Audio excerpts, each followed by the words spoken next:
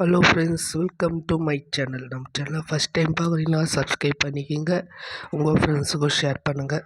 Today நம்ம பார்க்கக்கூடிய topic என்னென்னா 10th ஸ்டாண்டர்ட் யூனிட் 5 இருக்கக்கூடிய தமிழ் பாடம் பார்க்க போகிறோம். மணற்கேணி, இது ஃபுல்லாகவே கல்வி ரிலேட்டான லெசனாக இருக்குது. ஓகேவா?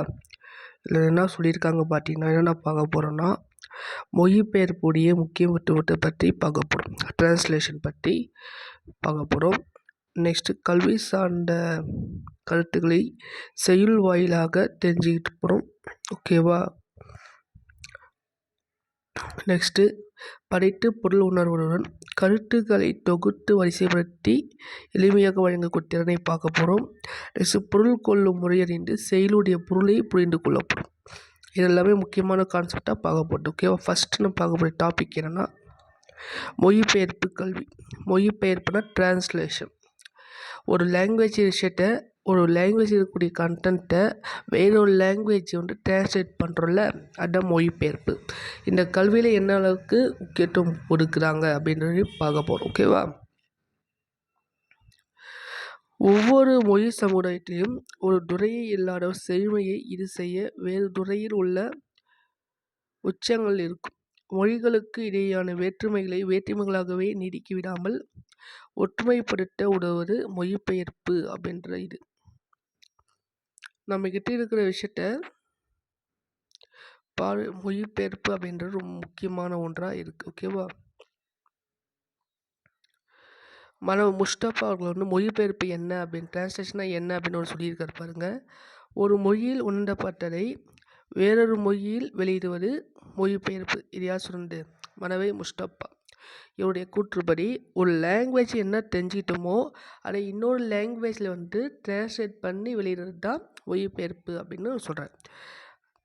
நெக்ஸ்ட்டு மூக்கு ஜெகநாதர் அவர்கள் என்ன சொல்கிறாருன்னா, ஒரு மொழி வளம் பெறுவதற்கும் உலகத்தோடு உறவு கொள்வதற்கும் மொழிபெயர்ப்பு மிக முக்கியமானது சொல்கிறாங்க. இந்த மொழிபெயர்ப்பு என்னன்னா, ஒரு மற்ற லாங்குவேஜோடு ஒற்றுமை பேச முடியும், உறவு கொள்ள முடியும்னு சொல்கிறாங்க. உலக நாகரிக வளர்ச்சிக்கு பொருளியல் மேம்பாட்டுக்கும் இந்த மொழிபெயர்ப்பு அப்படின்றது மிக மிக அவசியமான காரணமாக இருக்குது. இது மூக ஜெகநாதர் அவர்கள் சொன்ன கூற்று. மொழிபெயர்ப்பு தொடக்க கால கூற்று பற்றி பார்த்தீங்கன்னா, தொடக்க கால சான்றுகள் என்னென்னு பண்ணால், மொழிபெயர்த்தல் என்ற ஓடு தொல்காப்பியர் மரபியல் அப்படின்ற இதில் குறிப்பிட்டு சொல்லியிருப்பார். ஓகேவா? 98வது பாடலில் சொல்லியிருப்பார். நெக்ஸ்ட் மகாபாரதம் அப்படின்னா மகாபாரதம். ஓகேவா? தமிழ் படுத்தும் மதுராபுரி சங்கம் வைத்தும் என சின்னமனூர் கல்வெட்டு செப்பேடு குறிப்பு. சின்னமனூர் அப்படின்ற ஒரு செப்பேடு ஒன்று கிடைச்சிருக்கு. அதில் மகாபாரதம் தமிழ் படுத்தும் மதுராபுரி சங்கம் வைத்தும் அப்படின்ற வரி சொல்லியிருக்காங்க. மகாபாரதம் தமிழ் படுத்தியிருக்காங்க. மதுராபுரி அப்படின்றது சங்கம் வைத்து தமிழ் வளர்த்த மதுரை நகரியை சொல்லியிருக்கு. ஓகேவா? சங்க காலத்திலே இந்த தமிழில் மொழிபெயர்ப்பு மேற்கொண்டதாக புலம்பெயர் இது மூலமாக தெரிஞ்சுக்கலாம். வடமொழியில் வழங்கி வந்திருக்கக்கூடிய ராமாயணம் மகாபாரத ஸ்டோரி எல்லாமே சங்க இலக்கியத்தில் பரவலாக காணப்படுது. இதுவும் பிற மொழி கருத்துக்களையும் கதைகளையும் தமிழ்படுத்தியமையை புலம்படுத்துகின்றது சொல்லலாம். இவன் நிறைய வட இந்தியாவில் இருக்கக்கூடிய நூல்கள், பல நூல்கள் தமிழை டிரான்ஸ்லேட் பண்ணியிருக்காங்க. எக்ஸாம்பிள் இந்த மகாபாரதம், ராமாயணம், பெருங்கதை, சிவக சிந்தாமணி, கம்பராமாயணம், புள்ளிபாரம்.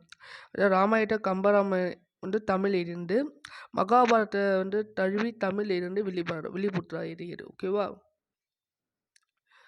நெக்ஸ்ட்டு மொழிபெயர்ப்பு தேவை. மொழிபெயர்ப்பு எதுக்கு தேவை அப்படின்னு பார்க்குறப்போ,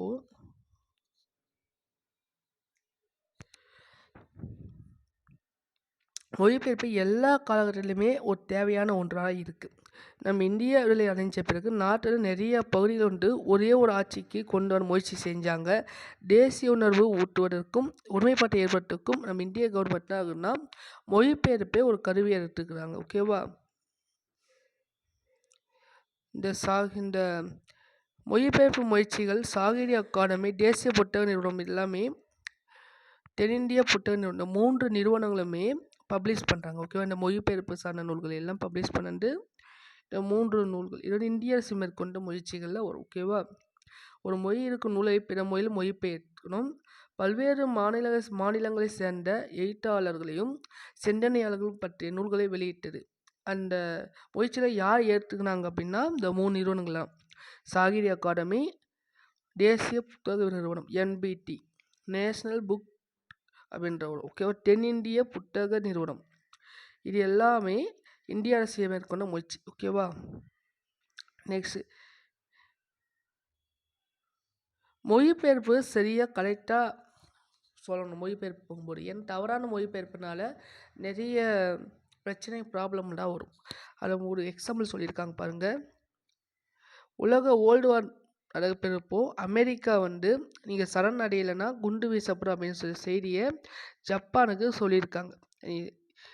நீ என்கிட்ட சரணடைஞ்சிட்டின்னா உன்னை தாக்க மாட்டா அப்படின்ட்டு. ஆனால் ஜப்பான் என்ன சொல்கிறாங்கன்னா, ஒரு ஓடு சொல்கிறாங்க. என்ன ஓடுனா முகுசாஸ்டு அப்படின்ற ஓடு. இந்த பொருள் அமெரிக்காவுக்கு தெரியாது. அதனால் ஹிரோஷிமாவில் குண்டு வீசியிருக்கு.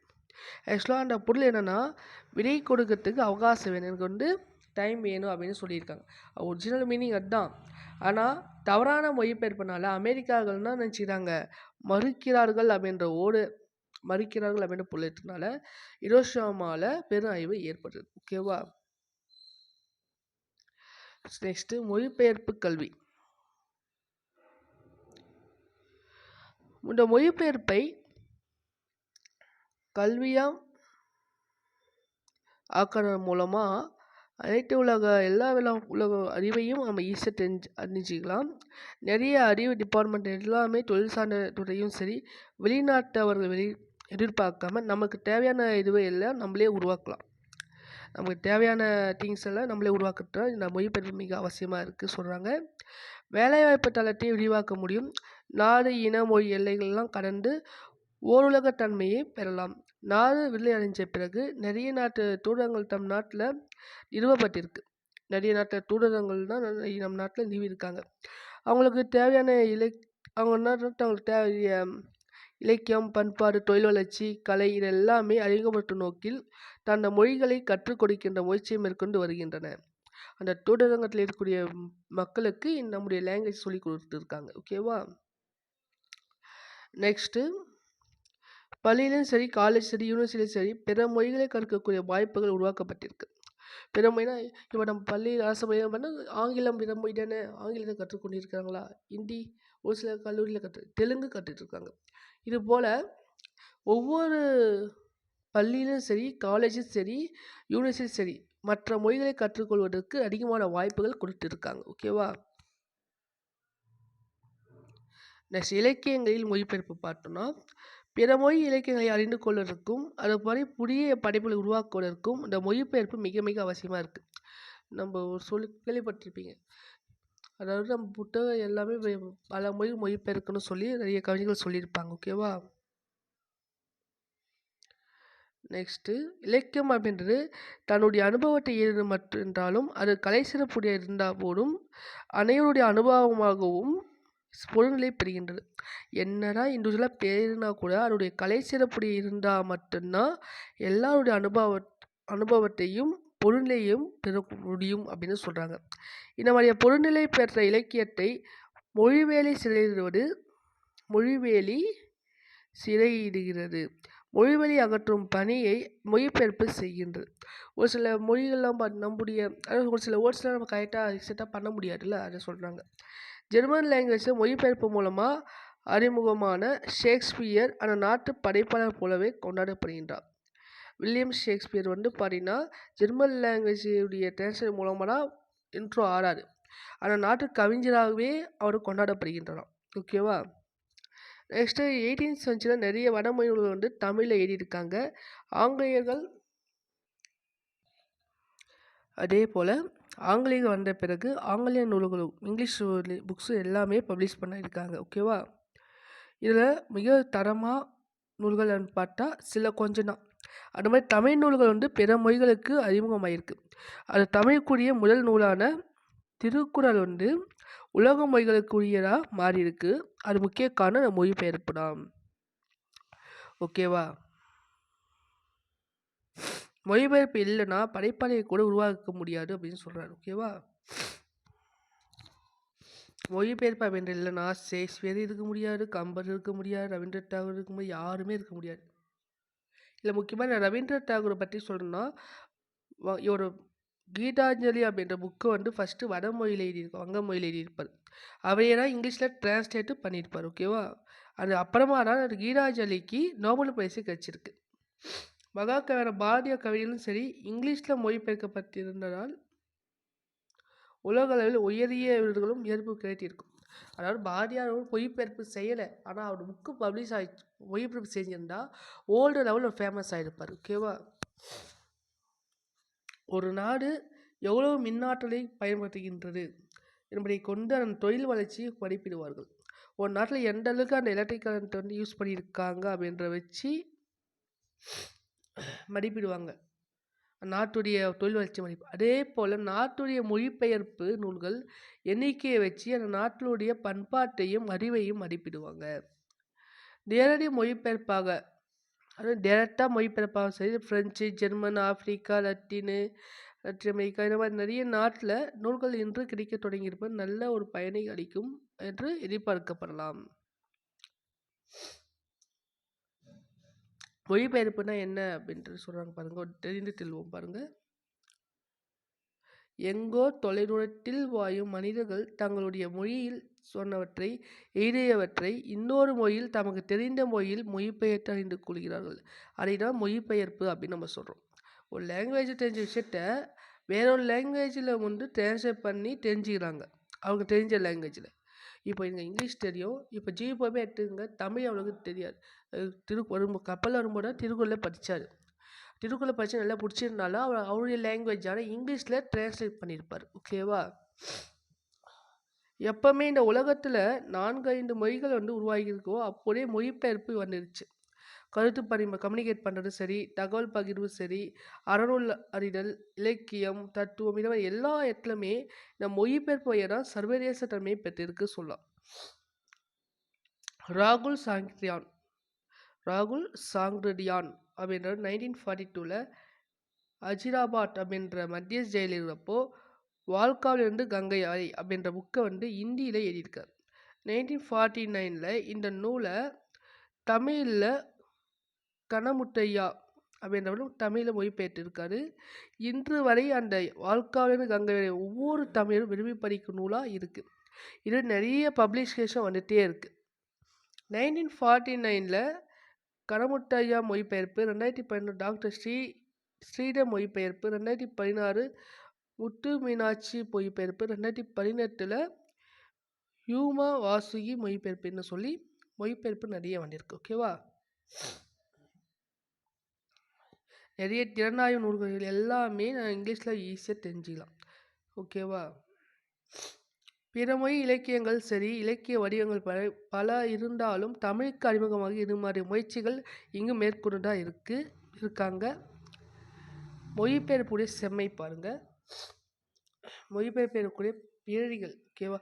100 ரயில் ஸ்லீப்பர்ஸ் வேர் வாஷ்டு அவே. இந்த ஓடில் இந்த சென்டென்ஸ் பாருங்கள். தொடர் வண்டியில் உறங்கி கொண்டிருந்த 100 பேர் வெள்ளத்தில் அடித்து செல்லப்பட்டார்கள்.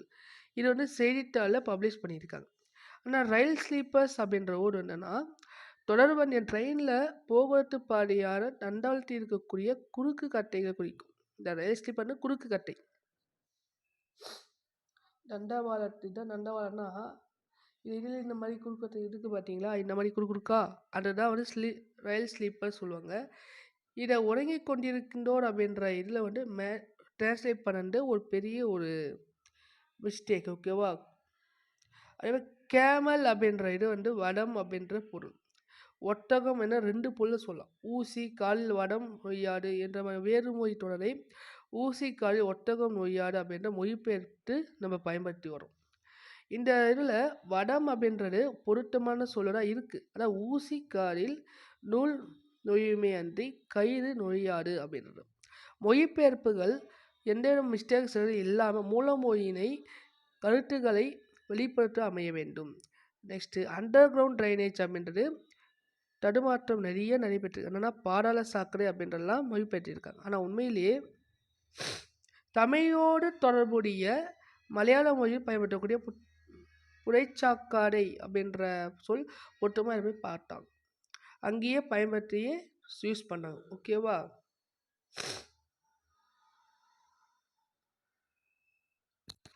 நெக்ஸ்ட்டு டெலி அப்படின்றது தொலை அப்படின்றது பொருள். இதை வச்சு நிறைய சொற்கள் வந்திருக்கு. Telegraph, television, telephone, telescope, telemetry அப்படின்னு சொல்லி நிறைய பேர் வந்திருக்கு. தொலைவரி, தொலைக்காட்சி, தொலைபேசி, தொலைநோக்கி, தொலையளவியல், இந்த மாதிரி நிறைய முன்னொட்டுகள் ப்ரெஃபிக்ஸ் சஃபிக்ஸ் சொல்கிறல அதோட மொழிபெயர்த்திருக்காங்க. ஓகேவா? இதுக்கு மாறாக டிரான்ஸ்கிரைப், டிரான்ஸ்ஃபர், டிரான்ஸ்ஃபார்ம், டிரான்ஸ்லேட் அப்படின்றது மொழிபெயர்க்கப்போ படியெடுத்தல், மாறுதல், உருமாற்றுதல் என்ற செயல்படுத்துதல், இந்த மாதிரி மொழிபெயர்த்திருக்காங்க. இப்போ இந்த டிரான்ஸ் அப்படின்ற முன்னோட்டு, அதாவது ப்ரெஃபிக்ஸ் வச்சு டிரான்ஸ்லேட் பண்ணலை, இடம் பார்த்து மொழிபெயர்ப்பு முறையாக செயல்படணும். ஓகேவா? நெக்ஸ்ட்டு பல்துறை வளர்ச்சி. பல துறைகள் என்னென்ன இருக்குது பார்ப்போம். இன்றைக்கி பல்வேறான துறைகள், நிறைய டிபார்ட்மெண்ட் வளர்ச்சிக்கு ஒரு மொழிபெயர்ப்பு மிக மிக அவசியமாக இருக்குது. மொழிபெயர்ப்பு அப்படின்ற ஒன்று இல்லைன்னா இந்த உலகத்தில் எல்லாராலுமே வலையில் பிடிக்கின்ற ஊடகத்தின் வளர்ச்சி இல்லை. தொலைக்காட்சி, வானொலி, திரைப்படம், இதை எல்லாத்துலேயுமே இந்த மொழிபெயர்ப்பு ஆதிக்கம் செலுத்துது. ஓகேவா? மொழிபெயர்ப்புடைய பயன். இது மொழிபெயர்ப்பு காலம். இந்த காலம் எல்லாமே மொழிபெயர்ப்பு தான். காலை ஏந்திலிருந்து இரவு தூங்க வரைக்கும் எல்லாமே மொழிபெயர்ப்பு மூலமாக தான் கிடைக்குது. இதே நம்முடைய பணிகள் நிறைய மொழிபெயர்ப்பின் துணை வச்சு தான் நம்ம செயல்படுத்தி வரோம். ஓகேவா? இன்றைய வளரும் நாட்டில் அறிவியலை உருவாக்க அறிவியல் எல்லாமே நீங்கள் படிச்சிருப்பீங்க. இது முக்கியமானது. ஜெர்மனியில் ஒரு ஆண்டில் பிற மொழிகள் என்று 5000 நூல்களை வரை மொழிபெயர்க்கின்றனர். ஜெர்மனியில் ஒரு வருஷத்துக்கு மற்ற மொழியிலேருந்து எத்தனை நூல்? 5000 நூல்கள் டிரான்ஸ்லேட் பண்ணியிருக்காங்க. அந்த மாதிரி அதிகமான தமிழ் நூல்கள் பிற மொழியிலிருந்து மொழிபெயர்ப்பு. அந்த வருஷத்தில் first place English, second Malayalam, அதை தொடர்ந்து நிலையில் ஹிந்தி, தெலுங்கு, ஹிந்தி, கன்னடம், வடமொழி, ரஷ்ய மொழி, மாதிரி வங்க மொழி, மராட்டிய மொழி, இது எல்லாமே டிரான்ஸ்லேட் பண்ணியிருக்காங்க. ஓகேவா?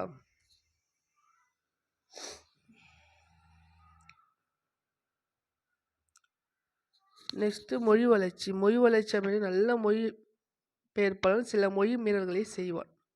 இதன் மூலம் இப்போ நிறைய புதிய இலக்கண விதிகள் எல்லாமே தேவையை உருவாக்கியிருப்பார். ஓகேவா? எதை மொழிபெயர்ப்பது?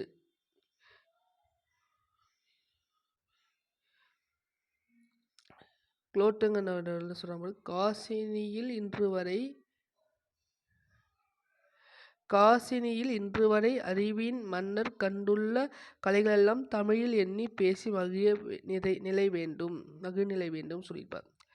என்ன செய்யணும்னா, மொழிபெயர்ப்பு நிறுவனங்களை அமைக்கிறது, மொழிபெயர்ப்பு கல்வியாக்குவது, மொழிபெயர்ப்புக்கு உதவும் சொற்கள் களஞ்சியம் உருவாக்குவதும், ஒரு மொழியின் சிறப்புக்கூறுகளுக்கு இணையான சமன்பாடுகளை உருவாக்குவதும். ஆனால் மொழிபெயர்ப்பு நிறுவனங்களை உருவாக்கணுமா, மொழிபெயர்ப்பு கல்வியை ஆக்கணும். எல்லாத்தையும் மொழிபெயர்ப்பு கல்வி கண்டிப்பாக கொண்டு வரணும். மொழிபெயர்ப்பு கொடுக்கக்கூடிய சொற்களஞ்சியங்கள், ஒக்கால்படி சொல்கிற இந்த என்சைக்ளோபீடியா, இந்த மாதிரி நிறைய விஷயம் உருவாக்கணும். ஒரு லாங்குவேஜுடைய சிறப்புக்கூறுகளை ஒரு இணையான சமன்பாடு வச்சு உருவாக்கணும். பட்டறைகள் நடத்துறது, நூல் வெளியிடுறது, இது மாதிரி செய்யணும். அதாவது சாகித்ய அகாடமி நிறுவனமும் சரி, தேசிய புத்தக நிறுவனம், நிறைய லாங்குவேஜ் நிறைய நல்ல நல்ல நூல்களை எல்லாமே எல்லா இந்திய மொழிகளிலும் மொழிபெயர்ப்பு செய்திருக்கின்றன. வெவ்வேறு படைப்புகள் மட்டும் இல்லாமல் துறை சார்ந்த நூல்களும் மொழிபெயர்ப்புகளையும் மேற்கொண்டிருக்கு.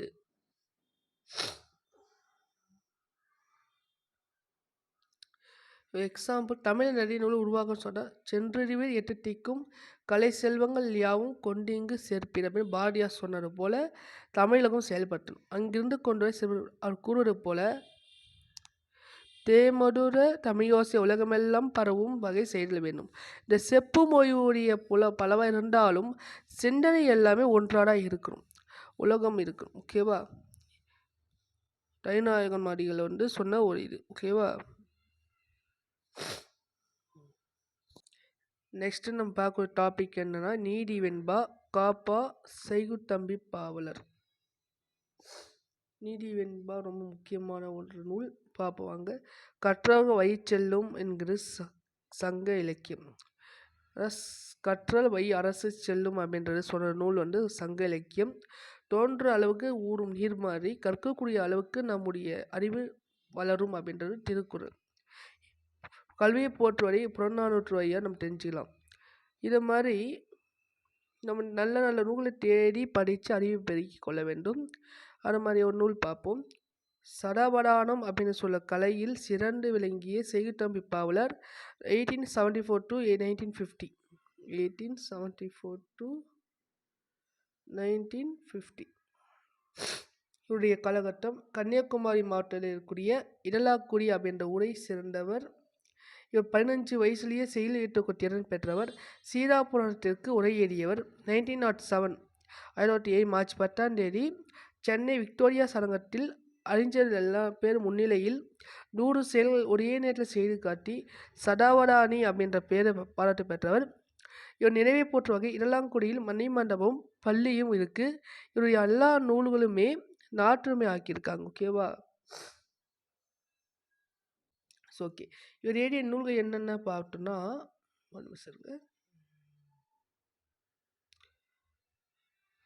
இவர் எழுதிய நூல்கள் பற்றி தெரிஞ்சுக்கணும் நம்ம. கோட்டாற்று பிள்ளை தமிழ்,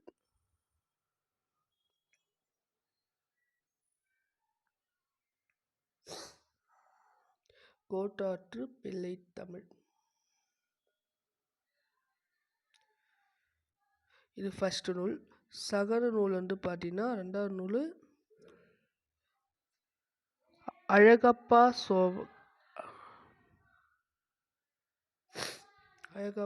கோவை. ஓகேவா?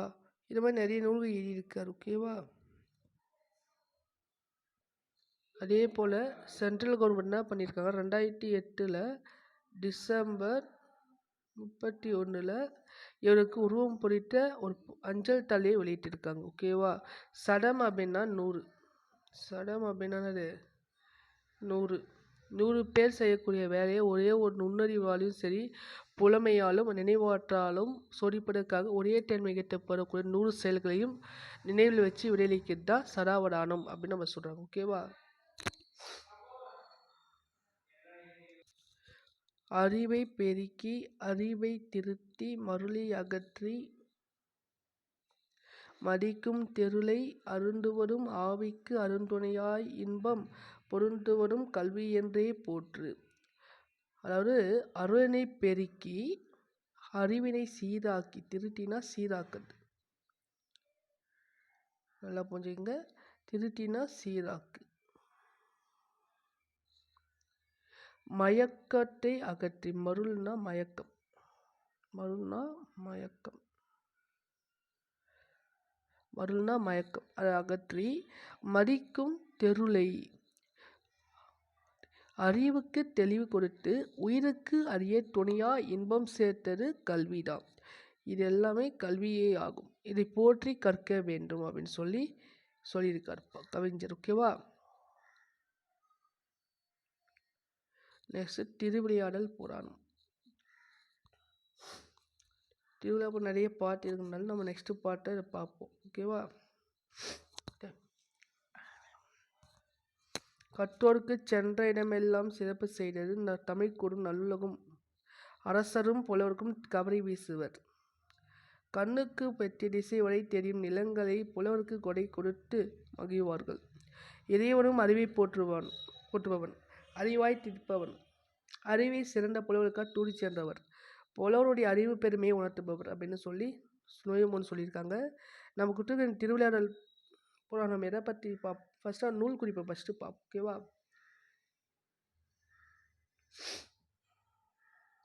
திருவிளையாடல் புராணம் திருவிளையாடல் கதைகள் சிலப்பதிகாரம் முதல் கொண்டு கூறப்பட்டு வந்தாலும் பரஞ்சோதி முனிவர் எழுதிய திருவிளையாடல் புராணம் தான் இந்த விரிவும் சிறப்பு கொண்டது சொல்லலாம். இந்த நூல் மதுரை காண்டம், கூடர் காண்டம், திருவாழ்வாய் காண்டம் சொல்லி 3 காண்டங்கள் கொண்டிருக்கு. இது 64 படலம் இருக்குது. பரஞ்சோதி முனிவர் திருமறை காட்டில் பிறந்தவர், வேதாரண்யம் அப்படின்ற இடத்துல பிறந்தவர், 17ஆம் நூற்றாண்டை சேர்ந்தவர், சிவபக்தி மிக்கவர். ஏறிய வேற என்ன நூல்கள் பார்த்தீங்கன்னா வேதாரண்யம் புராணம், திருவிளையாடற் போற்றி, கலிவெண்பா, மதுரை படிற்று பத்தாண்டாடி நூல்கள் வந்து எழுதியிருக்கார். ஓகேவா? அடுத்ததா கண்ட புராணத்தின் ஒரு பகுதியாக இருக்கக்கூடிய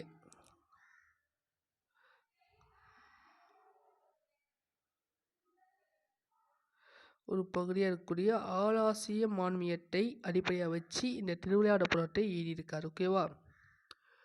ஆலாசிய மான்மியம் இதை வச்சு தான் இந்த திருவிளையாடற் புராணத்தை எழுதியிருப்பார்.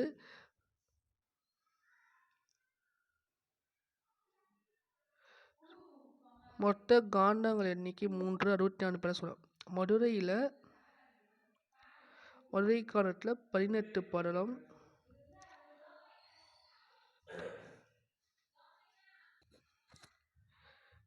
திருவால்வாய் இதில் 16, கூடர் காண்டத்தில் 30. ஆக மொத்தம் இந்த பாடலோட எண்ணிக்கை பார்த்தீங்கன்னா 3363 பெரிய பாடல் எண்ணிக்கை. ஓகேவா? இந்த நூலுக்கு வேறு யார் உரை எழுதியிருக்காரு பார்த்தீங்கன்னா பண்டிதமணி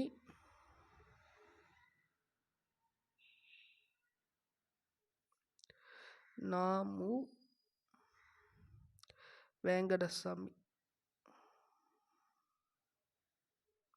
இவர் உரை எழுதியிருக்கார். ஓகேவா? பரஞ்சோதி முனிவர் பற்றி நம்ம வேற என்ன படிச்சிடலாம்னா, பரஞ்சோதி முனிவர் அப்பா பேர் மீனாட்சி சுந்தர தேசிகர்.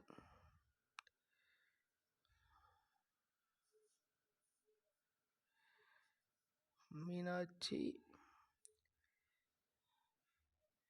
சுந்தர தேசிகர்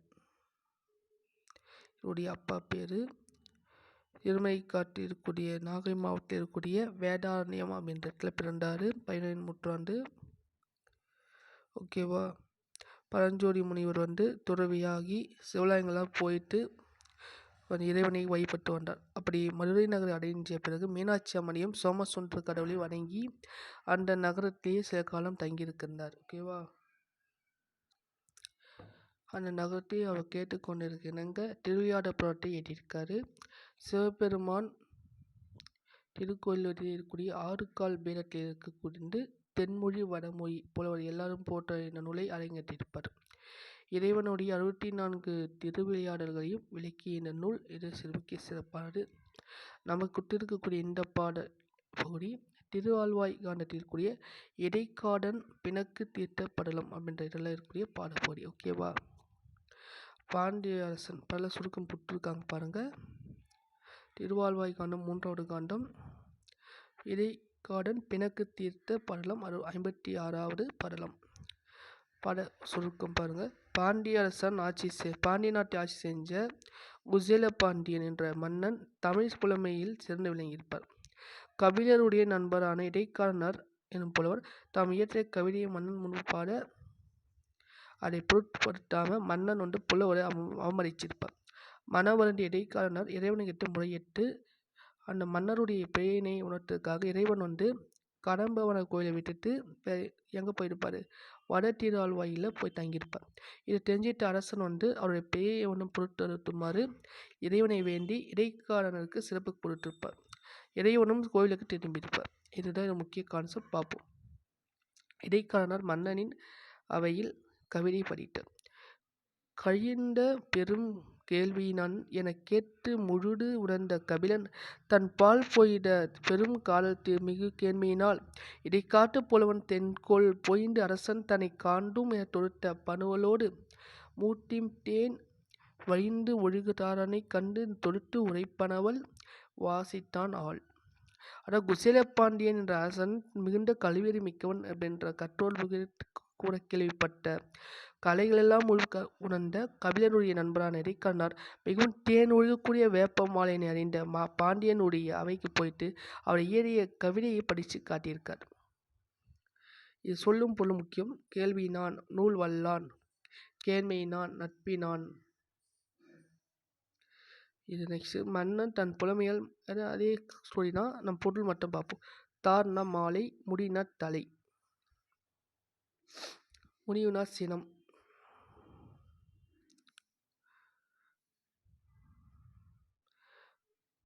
மன்னன் பொழு இந்த ஸ்டோரியை வந்து ஷார்ட்டாக சொல்லியிருக்கல, அந்த ஸ்டோரியில் பாட்டு வழியாக கொடுத்துருக்காங்க. ஓகேவா?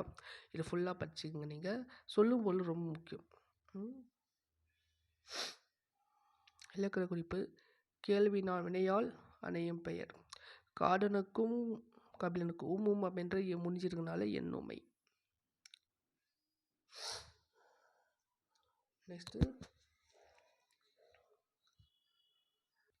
நெக்ஸ்ட் பாடம் புதிய நம்பிக்கை.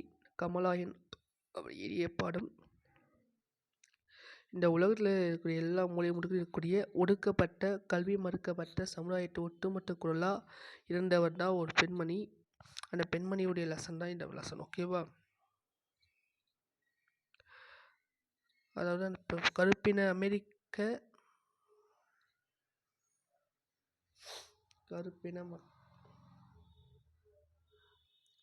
பெண் யாருன்னா இவங்க பேர் மேரி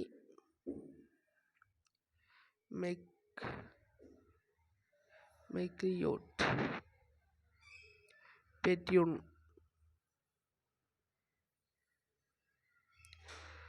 ஓகேவா?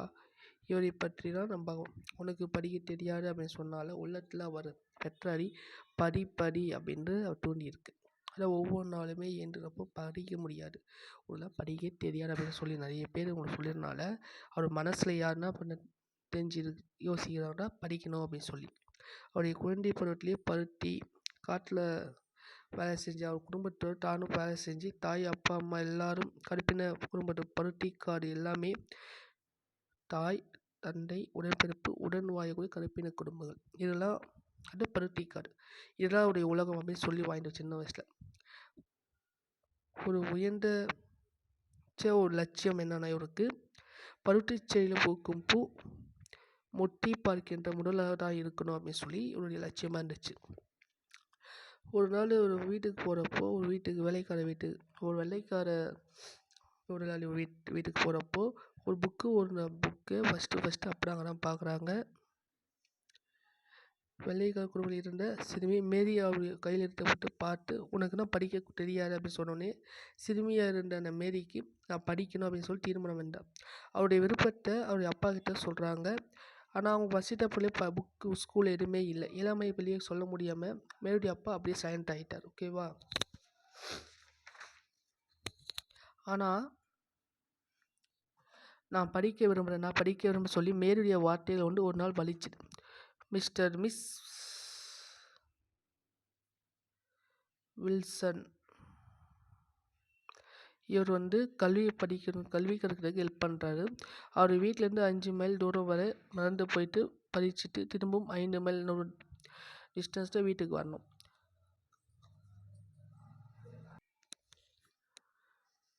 மேரி ஆர்வத்தோடு கல்வி கற்க சொன்னார். அவருடைய வீட்டிலேருந்து 5 மைல் நடந்து போய் வரணும். கல்வி ஒன்று தான் குறிக்கோளாக இருந்த இவர் இடையிலே வரக்கூடிய துன்பங்கள் எல்லாமே ஒரு பொருட்டாகவே எடுத்துக்கல. ஓகேவா?